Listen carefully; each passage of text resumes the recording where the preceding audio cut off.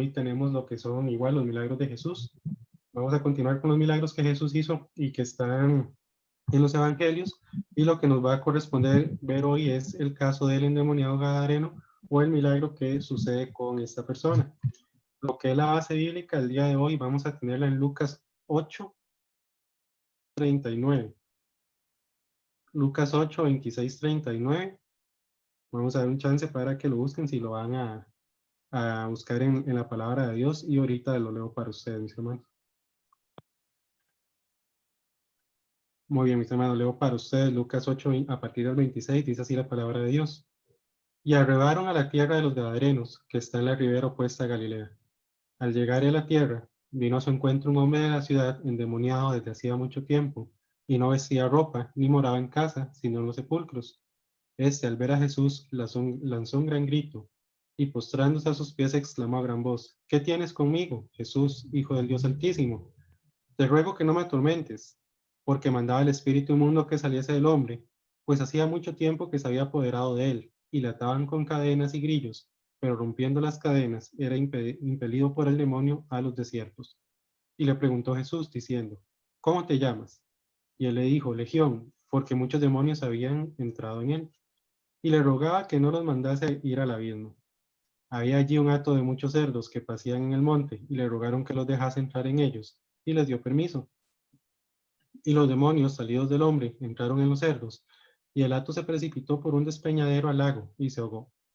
Y los que apacentaban los cerdos, cuando vieron lo que había acontecido, huyeron, y yendo dieron aviso a la ciudad por los campos. Y salieron a ver lo que había sucedido, y vinieron a Jesús, y hallaron al hombre de quien habían salido los demonios, sentado a los pies de Jesús, vestido en su cabal juicio, y tuvieron miedo. Y los que lo habían visto les contaron cómo había sido salvado el endemoniado. Entonces toda la multitud de la región alrededor de los Gadarenos le rogó que se marchase de ellos, pues tenían gran temor. Y Jesús, entrando en la barca, se volvió, y el hombre de quien habían salido los demonios le rogaba que le dejase estar con él.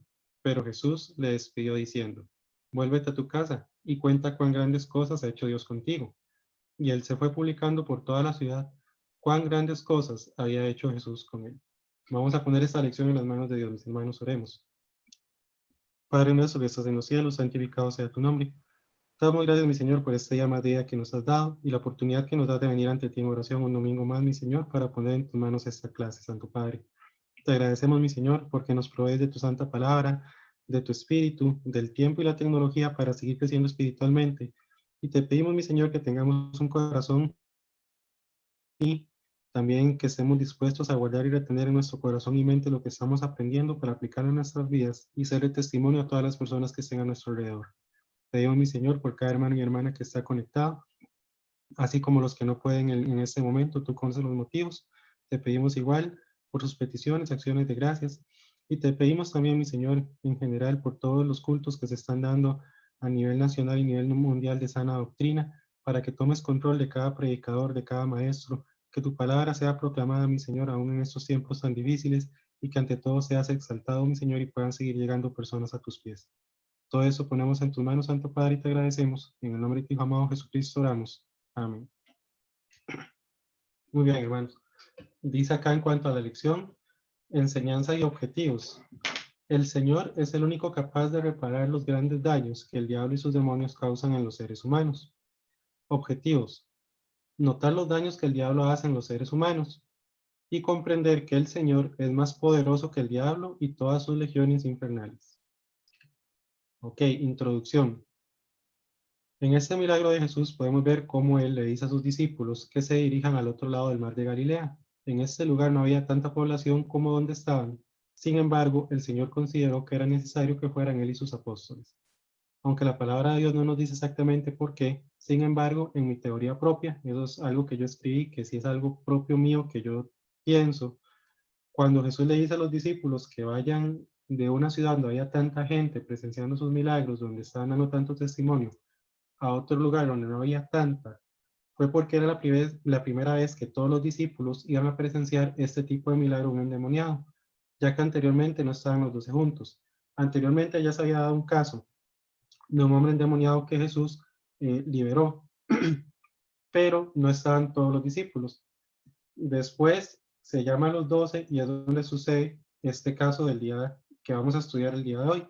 Entonces, en parte, no fue solo para dar testimonio a esa región, porque aunque no había tanta gente como en donde él estaba, sí había gente, sino también era para que sus discípulos empezaran a tener, si se puede decir así, experiencia en este tipo de casos que ellos iban a afrontar, inclusive cuando Jesús ya no estuviera. Porque al fin y al cabo, cuando Jesús llama a sus discípulos, los comisiona, parte de ese llamado era que ellos iban a echar. Una de las formas era con este ejemplo, donde ya todos estaban juntos, que ellos pudieran ver y notar cómo era este tipo de casos, cómo aquí la persona, y lo vamos a ver más adelante, comenzaba hablando en singular, pero después nos damos cuenta que más bien eran muchos demonios los que habían en él y que era algo que los discípulos en algún momento iban a enfrentar. Entonces, eso es lo que vamos a ir viendo en este momento. Dice, esta liberación es el único milagro que se menciona en esta región en específico. Probablemente el Señor iba a ministrar más en esa región. Sin embargo, fue impedido por la negatividad de sus pobladores. El Señor se fue porque Él nunca se queda donde no es bienvenido. Y eso igual lo vamos a desarrollar esa frase más adelante. ¿Ok? Entonces vamos a entrar en el desarrollo de la lección. Jesús se encuentra con un hombre endemoniado. Y los primeros versículos clave están en Lucas 8, del 26 al 29. Primero, vamos a ver la triste condición del gadareno, de este hombre que está poseído. Cuando Jesús comisionó a los discípulos, les dio potestad para echar fuera demonios. Eso está en Mateo 10:1, que era lo que yo les mencionaba anteriormente. Parte de las comisiones que tenían los discípulos, de lo que ellos iban a hacer, era echar fuera demonios. Y en este caso ellos iban a presenciar lo que era ya un ejemplo de lo que es este tipo de milagros y de algo que ellos iban a tener que hacer también. En Mateo 10:1 nos dice, entonces llamando a sus 12 discípulos, les dio autoridad sobre los espíritus inmundos para que los echasen fuera y para sanar toda enfermedad y toda dolencia. ¿Sí? En el versículo 17 nos indica que el hombre vino al encuentro de Jesús. Perdón, ahí era 27, mis hermanos. En el versículo 27 nos indica que el hombre vino al encuentro de Jesús, indicando la sujeción a la que están sujetos los espíritus malignos. En otras palabras, no pueden huir de él sin su autorización. Entonces vemos aquí este caso, que era uno de los puntos que nos puede parecer tal vez interesante, pero donde podemos ver la superioridad, la autoridad que tiene Jesús en todo el mundo. Él como hijo de Dios, ¿verdad? Como heredero, él tiene autoridad sobre todo y sobre todos. Y vean algo que podemos analizar en este punto. Dice que el espíritu inmundo vino a donde estaba Jesús. Y podemos pensar, ¿por qué? Si estos espíritus sabían que estaban causando tanto terror en la ciudad, en otros pasajes paralelos nos dice que la gente ni siquiera podía pasar por el camino donde él estaba por el miedo. Uno puede pensar, ¿por qué este hombre que tenía tantos espíritus malignos no salió corriendo, huyendo de Jesús para que no lo sacara? Pero más bien él va hacia Jesús. Prácticamente, vamos a decirlo así, le va a dar la bienvenida a Jesús. Él lo busca. ¿Y qué podemos ver ahí? La sujeción y el respeto que esos espíritus le tienen al Hijo de Dios, a nuestro Salvador. ¿Sí? Eso es algo muy importante que tenemos que tomar en cuenta y ver para que sepamos que nuestro Salvador no es cualquier persona. Muchas veces nosotros decimos, sí, Cristo es mi Salvador, Cristo murió por mis pecados, pero lo decimos no con el sentido tan completo o con las dimensiones con las que de verdad deberíamos decirlos y estar agradecidos con Él por la misericordia, por su perdón, por todas las bendiciones que día a día nos dan. Y entre eso vemos esto, todo, absolutamente todo está sujeto a Él. Y aquí lo vemos en este ejemplo. Él no huye, los demonios no huyen, van a su encuentro. Ahora, ¿qué nos dice acá? Lucas nos da las siguientes descripciones en cuanto a este hombre. 1, está endemoniado. 2, desde hacía mucho tiempo. 3, no vestía ropa. 4, no moraba en casa, sino en sepulcros. Punto 5. 6, le ataban con cadenas y grillos, pero lo rompía. Y 7, andaba por los desiertos. Entonces, hay 7 aspectos que vemos de este hombre que sale al encuentro de Jesús endemoniado, que son importantes para el desarrollo de la lección, ¿verdad? Su estado, desde hacía cuánto estaba así, no hacía ropa, sus moradas, él estaba totalmente atormentado, lamentablemente por estos espíritus. Dice acá, no se nos dice cómo el hombre acabó endemoniado, pero la experiencia nos enseña que puede ser por tres causas. Y esto es muy importante porque efectivamente en ninguno de los relatos, ni en Lucas, ni en los relatos paralelos en los evangelios nos dice cómo acabó así. Pero hay tres aspectos por los que una persona puede terminar en esta condición. Uno, las personas se hunden en el pecado. Una persona que no conoce a Cristo, que peca, pero que peca cada vez peor o en cosas más fuertes o que su vida es continua de pecado, puede ser una parte o puede hacer en parte que una persona acabe en el estado de posesión. Después practican cosas. Vemos que generalmente, por lo menos a lo que yo he escuchado si se puede decir así, estudiado sobre estos temas, una persona que termina poseída generalmente es por la Ouija, por este juego. Pero vemos que hay muchos otros tipos de actividades de ocultismo que pueden terminar también en que una persona termine en este estado.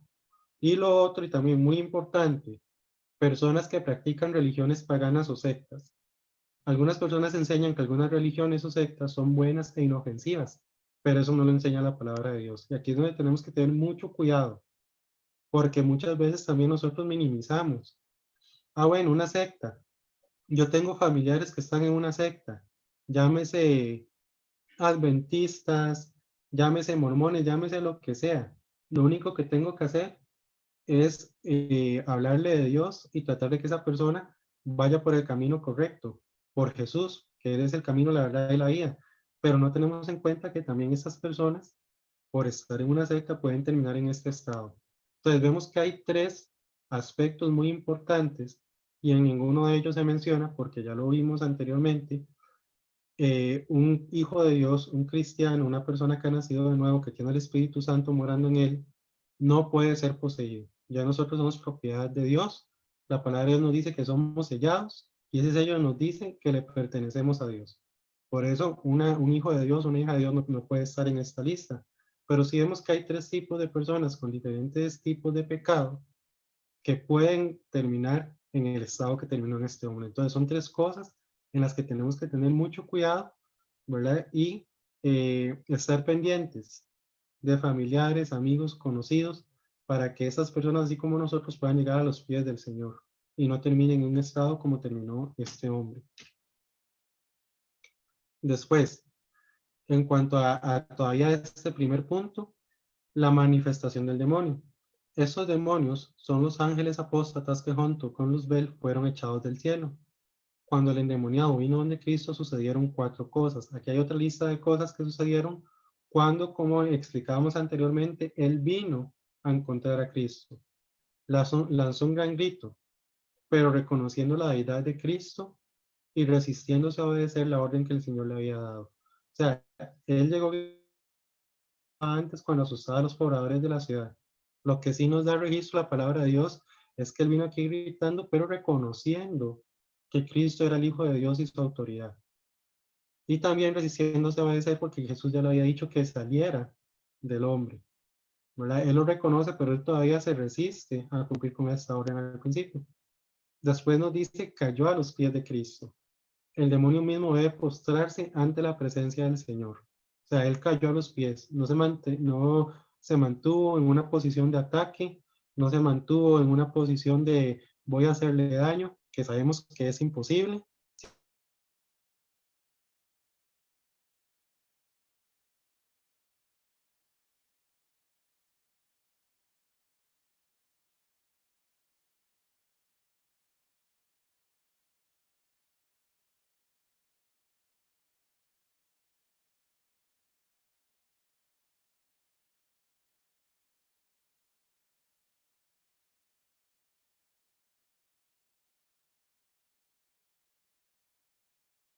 De los que están en la tierra, está hablando de nosotros, y debajo de la tierra hace referencia en este caso a los espíritus inmundos, que era lo que estaban en este hombre, y por eso él viene y se postra ante la presencia del Señor, porque ya es algo que está establecido en la palabra de Dios, ya es algo que Dios estableció como parte de la autoridad que tenía Cristo cuando estaba aquí en la tierra y que continúa manteniendo. Después dice, confesó quién era el Señor, Jesús el Hijo del Dios Altísimo. Él sabía, lo reconoció que era Jesús. Y después, ¿qué hizo? Rogó no ser atormentado. Y vemos aquí como una incongruencia, si podemos hacerlo así, porque muy bonito, este demonio de demonios podían atormentar a una persona durante mucho tiempo, como vimos anteriormente, pero le pide a Jesús que no lo atormente, ¿verdad? Entonces vemos, pongámoslo así, de la clase de descaro de estos seres, inclusive ante la autoridad y estando a los pies de Cristo. Ruegan por algo que ellos han venido haciendo, ¿verdad? Entonces veamos esos 4 puntos también sobre lo que nos habla este caso, este milagro de Jesús. Continuamos. Ahora vamos con el punto 2. Jesús interroga al demonio. Eso lo vemos en Lucas 8, versículos 30 y 33. Son en los versículos que se basa esta parte de la lección. Lucas 8, 30 y 33, Jesús interroga al demonio. El hombre estaba poseído por muchos demonios. Hasta aquí parecía que se hablaba de un solo demonio. Pero a partir del versículo 30 en adelante se pasa a hablar en plural. Esto no es ninguna contradicción para aquellos que lo quieren tomar como tal, sino que al principio hablaba del espíritu que asumió el papel de portavoz de los demás. Por eso el Señor lo obligó a que se identificara como una legión. Que esto, legión, según lo que eran los ejércitos romanos, una legión equivale o equivalía a 6.000 soldados romanos. Aunque la Biblia nos menciona que se ahogaron 2.000 cerdos, algunos creen que cada cerdo fue poseído por 3 demonios. Otros que legión era solo para establecer que era una cantidad grande de demonios. Ok, antes de ver lo que es Mateo y explicar un poco esta parte, vemos lo que dice acá en este mismo punto. Esto no es ninguna contradicción para aquellos que lo quieren tomar como tal. ¿Por qué? Porque conocemos personas que parte de sus excusas para no llegar a los pies del Señor, para rechazar a Jesucristo, es que ellos más bien se vuelven expertos en buscar contradicciones en la Biblia. Y muchas veces ni siquiera son contradicciones que las personas dicen que estudian, son contradicciones que ellos escucharon. Y como les sonó bonito, ay, mira, aquel que no es cristiano dijo que la Biblia se contradecía en esto, voy a decirlo yo también. Entonces, ¿qué es lo que pasa? Hay personas que ven algo así y nos dice, bueno, eso es una contradicción. Porque la palabra de Dios empieza primero hablando como una persona y después en plural. Ve que la palabra de Dios se contradice y son excusas. Sin embargo, son personas que volvemos a lo mismo.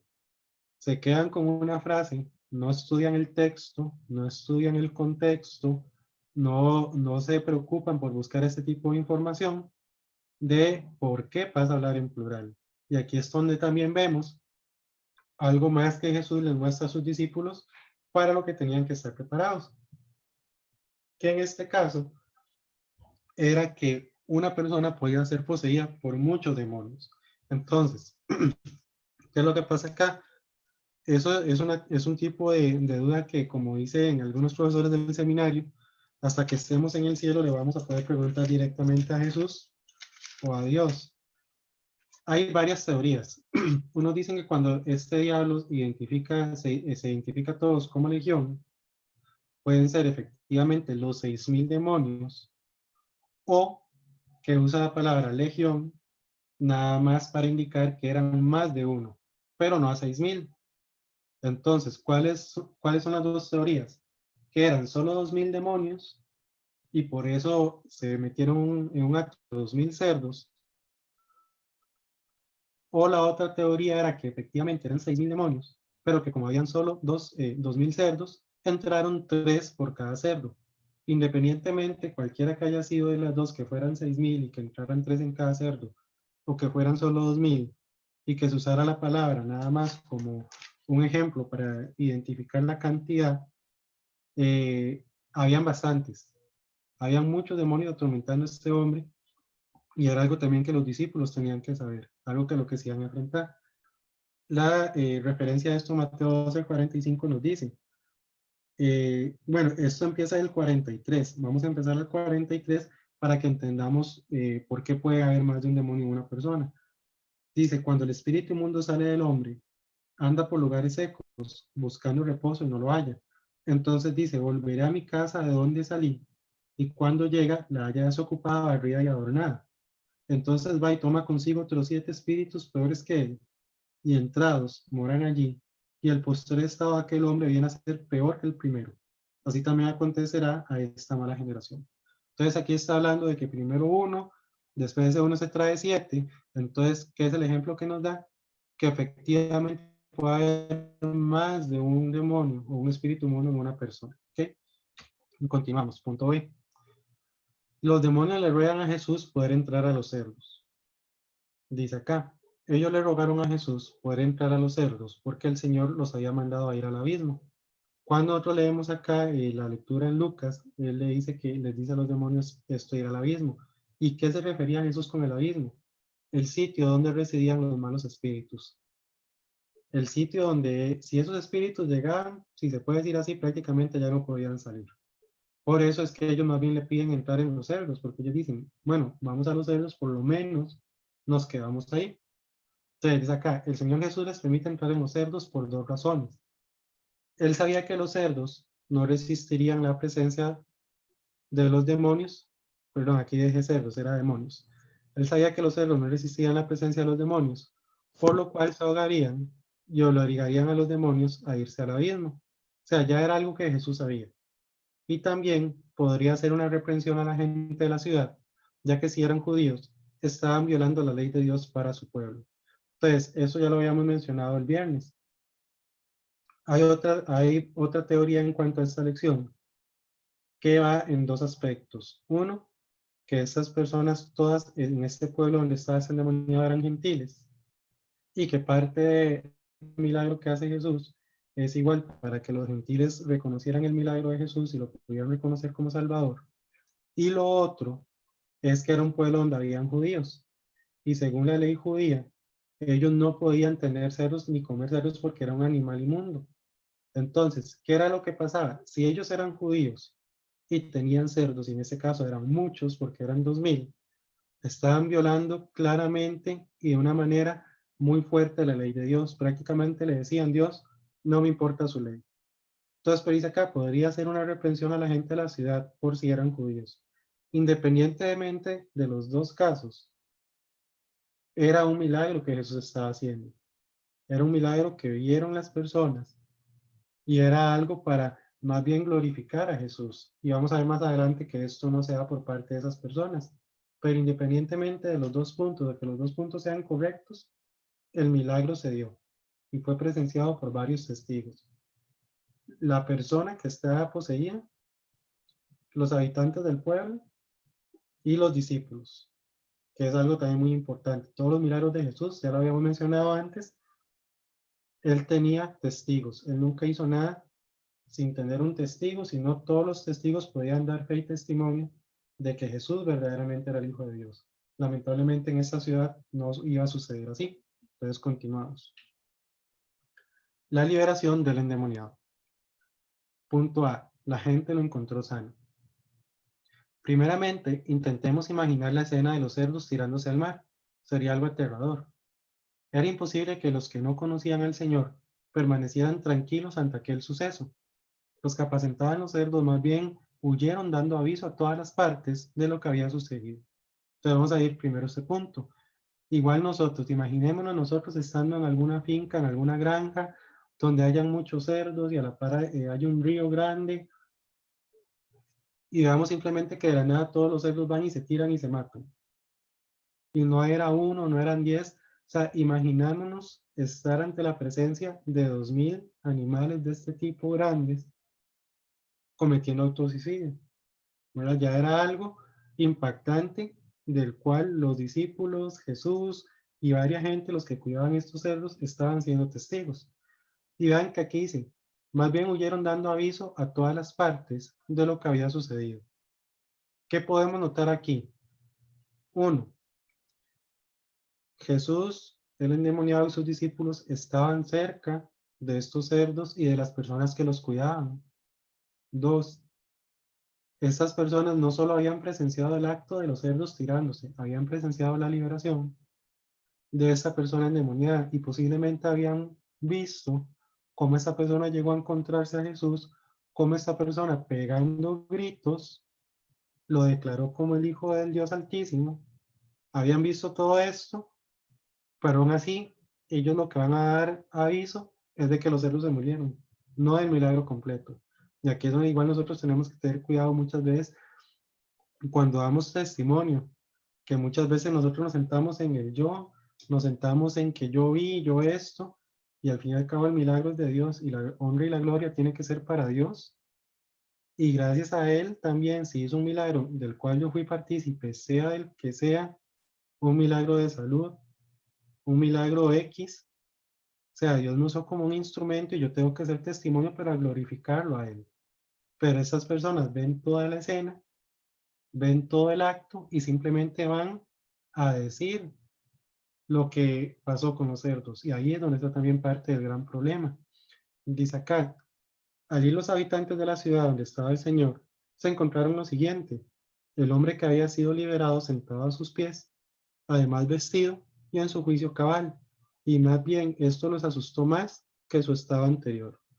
Vemos en Lucas y en los relatos paralelos en los evangelios que decía que el estado de este hombre era tan, pero tan fuerte que ni siquiera dejaba pasar a la gente por ciertos caminos y las personas hasta se asustaban de ver ese tipo de actos. Inclusive nosotros podemos imaginar pasar por una calle oscura y ver una persona pegando gritos y ver a la misma persona casi desnuda y ver a esa misma persona agarrando piedras, cortándose, lastimándose y pegando gritos al mismo tiempo, posiblemente nosotros igual nos asustaríamos. Pero vean lo que pasa acá. Esa misma persona que asustó a tanta gente es liberado, se sienta a los pies de Jesús como parte del testimonio del milagro del que todos acaban de presenciar, vestido en su juicio cabal, ya él estaba bien, sin pegar gritos ni nada, y más bien esto asusta más a los habitantes de la ciudad.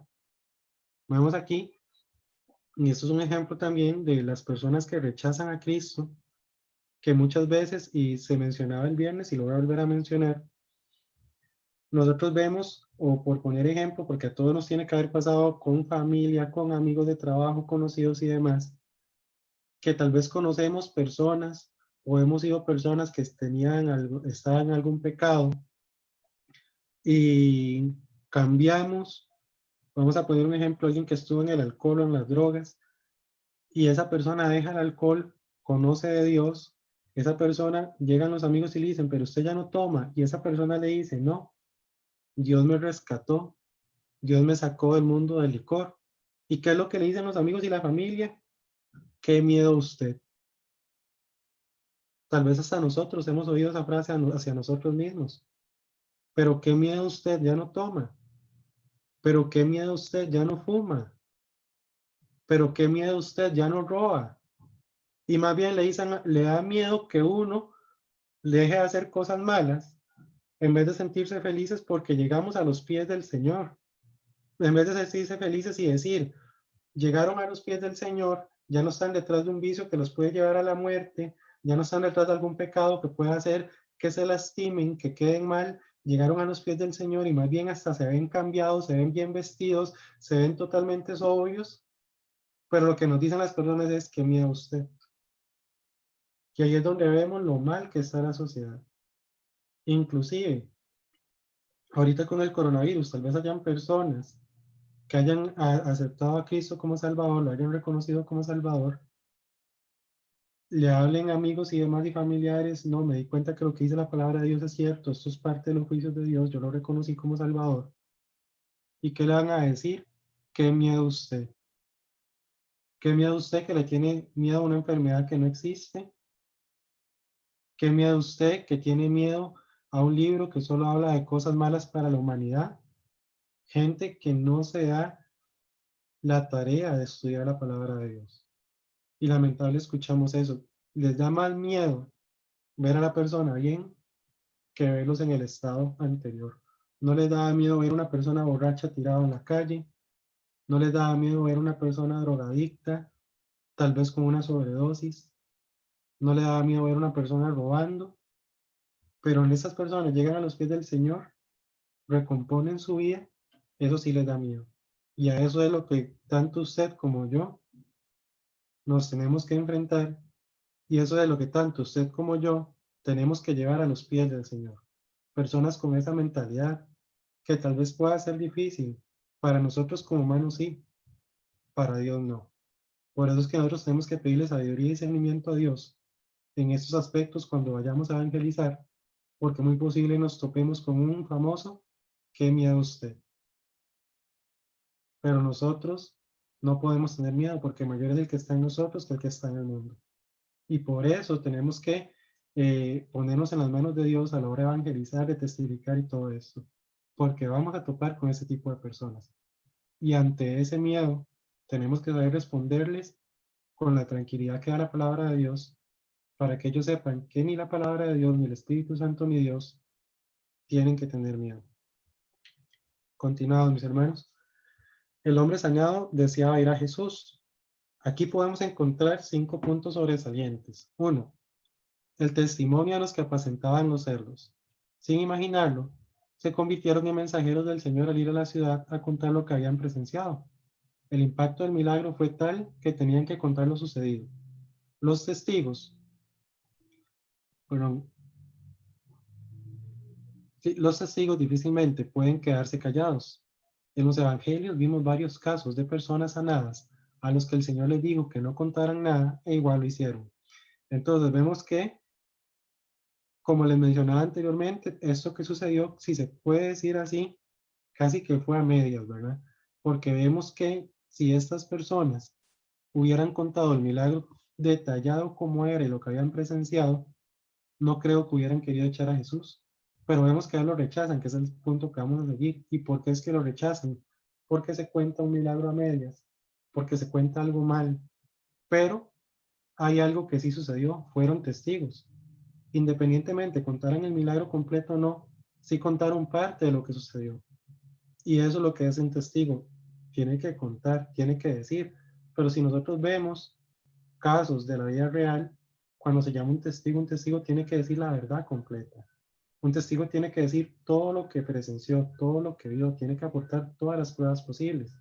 No puede hablar a medias. Porque si un testigo habla a medias, ¿qué es lo que pasa? La sentencia o el juicio puede salir mal, puede salir diferente, no puede salir como tendría que haber sucedido porque los testigos dieron mala información. Y eso es parte de lo que pasa en este relato. Ahora, en cuanto a lo que vemos acá, vemos que efectivamente en los evangelios hay varios registros de personas que fueron sanadas por Cristo y Cristo les dice, no cuente lo que sucedió, pero lo que hacen las personas es lo primero que hacen, van a contar el milagro de Jesús. Aquí más bien era al revés, tenían que contar bien y contaron mala historia, pero en otros registros las personas no tenían que contar y más bien contaban todo.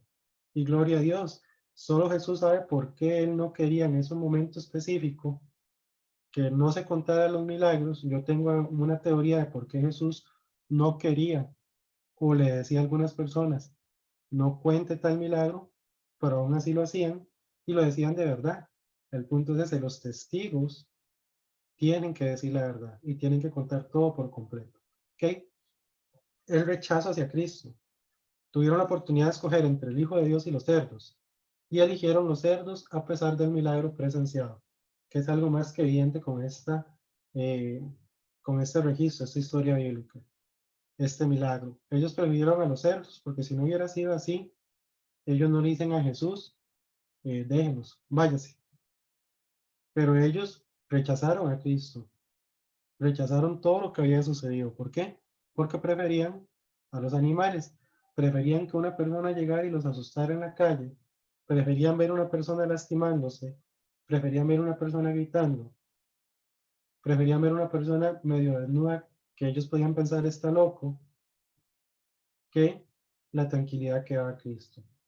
Y eso es un gran problema. Y lamentablemente, tal vez no tan de esta manera, pero en la sociedad vemos cosas así o presenciamos cosas así. Después, la partida de Cristo. Ante la petición de que se fuera el Señor, no puso resistencia. Él nunca se introduce ni se queda a la fuerza donde no es bienvenido. Y eso es algo que también habíamos tocado anteriormente. Jesús, Él no fuerza a las personas a que lo reconozcan como Salvador. Simplemente Jesús sabe que eh, va a haber personas que no lo van a reconocer. Él inclusive sabe que va a haber personas que lo van a reconocer falsamente, porque por eso nos dicen los evangelios que va a haber personas que le van a decir, pero en tu nombre echamos fuera demonios, en tu nombre hicimos esto, en tu nombre hicimos lo otro. ¿Y qué les dice Jesús? Apártense de mí. Más bien ustedes son pecadores, apártense de mí. Entonces, Él sabe, Dios ya sabe, Cristo ya sabe cuáles son las personas que lo van a rechazar. Lamentablemente eso va a suceder, sucedió en el pasado, como con este pueblo, sucede en el presente y va a suceder en el futuro. Ahora, aclaro, ¿verdad? Que Jesús sepa quién sabe que quién lo va a rechazar no quiere decir que él predestinó quién lo iba a rechazar, porque recordemos que nosotros no creemos en la predestinación. Pero, aunque nosotros sepamos que la predestinación no existe como tal, Jesucristo, que es omnipresente y omnisciente, sabe quién lo va a rechazar. Lamentablemente, eso es así. Él está disponible para todo el mundo, porque la palabra bien nos dice que Él vino a salvar a todos, no solo a escogidos. Él vino a salvar a todos, los que le reconozcan como el Hijo de Dios, a los que reconozcan que murió por nuestros pecados y que resucitó. Pero va a haber personas que inclusive lo van a rechazar. Y cuando una persona lo rechaza, Cristo no puede introducirse a la fuerza. Y eso es lo que nos dice este punto. Y eso fue lo que pasó ahí. Jesús simplemente no dijo, pero es que yo soy el Salvador de ustedes. ¿A ustedes qué le pasa? Yo me voy a quedar aquí en la ciudad haciendo milagros hasta que ustedes me crean, ¿no? Lo rechazaron y él se va. Porque donde no lo querían escuchar, Cristo sabía que había otro montón de lugares donde había personas que sí lo iban a escuchar, que sí lo iban a reconocer como Salvador y que necesitaban igual más milagros. Por eso es que Cristo se va. Él no fuerza a nadie, ni siquiera nos forzó ni a usted ni a mí. Fue una decisión que nosotros tomamos con el corazón y por fe. Y eso es lo que Dios desea de todas las personas. ¿Okay? La petición del sanado. Le rogaba a Cristo que le permitiese ir con él. Toda persona que recibe bendiciones de Cristo debería querer estar cerca de él. Hay de aquellos que no sienten el deseo ni la necesidad de estar cerca del Señor. Y veamos qué importante es eso. Aquí hay un ejemplo de esa persona que simplemente no fue sanado y se fue. Esta persona fue sanada y quería estar al lado de Cristo y de los apóstoles. Pero Cristo le dice que no y ya vamos a ver por qué. Sin embargo, como dice acá, toda persona que recibe bendiciones de Cristo debería querer estar cerca de él. Y hay lamentablemente hay personas que dicen, pero qué bendición he recibido en las últimas veces. Hay personas tal vez en el mundo o cristianos que tal vez pueden estar en la situación que estamos Jess y yo, de estar más de un año sin trabajo y pueden decir, sí, pero qué bendición estoy recibiendo si tengo más de un año sin trabajo. Bueno, pero usted tiene salud, usted todavía tiene un hogar, usted todavía tiene ropa, usted tiene una iglesia que lo apoya en oración, usted tiene el Espíritu Santo morando usted que le da, que lo reconforta, usted tiene a su familia, usted tiene alimento, qué más bendición.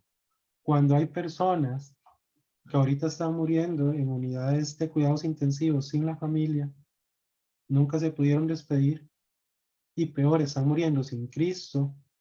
Nosotros estamos aquí con salud. ¿Qué más bendición podemos pedirle al Señor?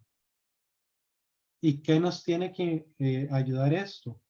En reconocer, bueno, aún tengo casa, aún tengo ropa, tengo comida, tengo a mi familia con bien, tengo una iglesia que ora por mí, el Señor le da fuerza al pastor de la iglesia, tengo al Espíritu Santo morando en mí, tengo la palabra de Dios que me reconforta.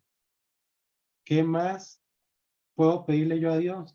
Y toda esta lista de cosas que usted y yo tenemos deberían acercarnos más a Dios, pero lamentablemente hay personas, incluyendo cristianos, que tienen todo esto y más bien se están alejando del Señor. Esperemos en Dios y pidámosle a Dios que no caigamos nosotros en esto, sino que nos mantengamos firmes. La palabra nos dice que el que quiere estar firme, que mire que no caiga. Y ahorita el diablo está usando un montón de armas para ver inclusive a los cristianos caer.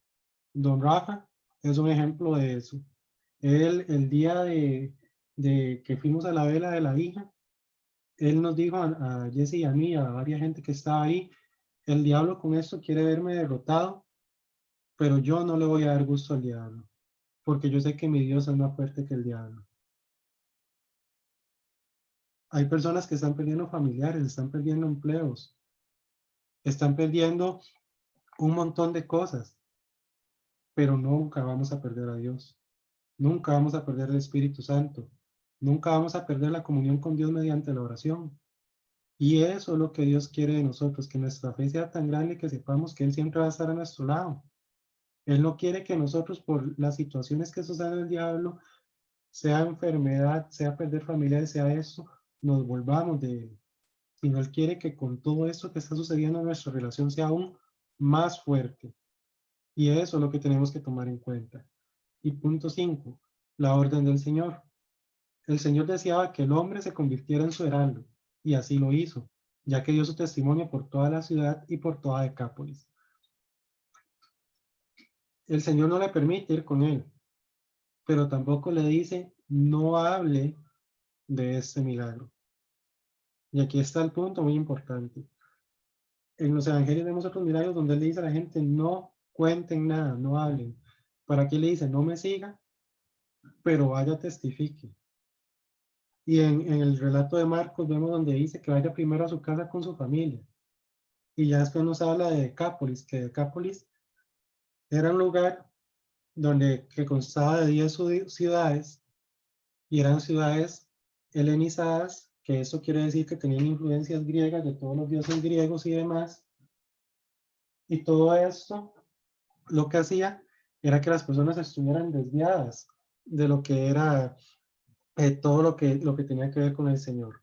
Entonces, él le dice, no me siga, pero necesito que vaya a testificar de todo el milagro que usted presenció, que usted mismo, del que usted mismo fue partícipe, para que las personas sepan que hay un Salvador, que soy yo y que me reconozcan. Y vemos que el muchacho no fue que se quedó callado. Tal vez Cristo no lo dejó ir con él, pero sabemos que él cumplió. Él fue a dar testimonio. Y eso es también lo que Dios quiere que nosotros hagamos. Tal vez, si lo podemos decir así, Dios no ha sacado demonios de nosotros. Pero en nuestra vida podemos contar miles de milagros que Dios ha hecho por nosotros, por los cuales nosotros tenemos que testificar. Que ahorita no se puede salir tanto. Bueno, hay mucha tecnología para poder testificar. Y es lo que Dios quiere que hagamos. A modo de conclusión, vamos a ver 3 puntos. Jesucristo hace este viaje al otro extremo del mar de Galilea con el único propósito de alcanzar a este hombre. Esto era algo que habíamos visto también el viernes. Muchas personas podrían cuestionarse o pensar cómo Jesús va a dejar un lugar donde había tanta gente, donde podía presenciar más gente sus milagros y los podía valorar, para irse al otro lado del mar de Galilea por una sola persona.